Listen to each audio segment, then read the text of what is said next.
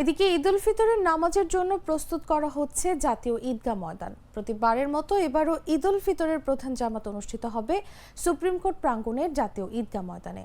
এরই মধ্যে জামাতের জন্য জাতীয় ঈদগাহ মাঠে প্রস্তুতি শুরু হয়েছে। সেখানে চলছে প্যান্ডেল তৈরির কাজ। মাঠের পানি নিষ্কাশনের জন্য প্রস্তুত করা হচ্ছে ড্রেন। মশা তাড়ানোর জন্য প্যান্ডেলের নিচে মশক নিধন কাজ চলছে। নারীদের জন্য পৃথক 3টি গেট তৈরি এখনো বাকি। দু একদিনের মধ্যেই সাজসজ্জার কাজ শেষ হবে বলে জানান কর্মকর্তারা। জাতীয় ঈদগাহ মাঠ সহ আশপাশে প্রায় 1.5 লাখ মুসল্লি একসঙ্গে নামাজ আদায় করতে পারবেন। এর মধ্যে 5,500 নারীর জামাতে নামাজ পড়ার ব্যবস্থা থাকছে।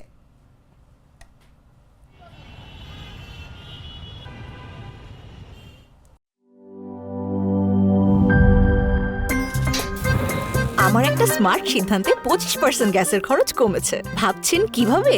সাধারণ গ্যাস স্টোভ বদলে আমি এনেছি আরএফএল গ্যাস স্টোভ। এর সাইন্টিফিক নজল ও ব্রাস বার্নার ক্যাপ সমানভাবে তাপ ছড়িয়ে রান্না করে দ্রুত। তাই গ্যাসও বাঁচায় 25%, টাকাও বাঁচে 25%। আরএফএল গ্যাস স্টোভ নিরাপদ ও গ্যাস সাশ্রয়ী।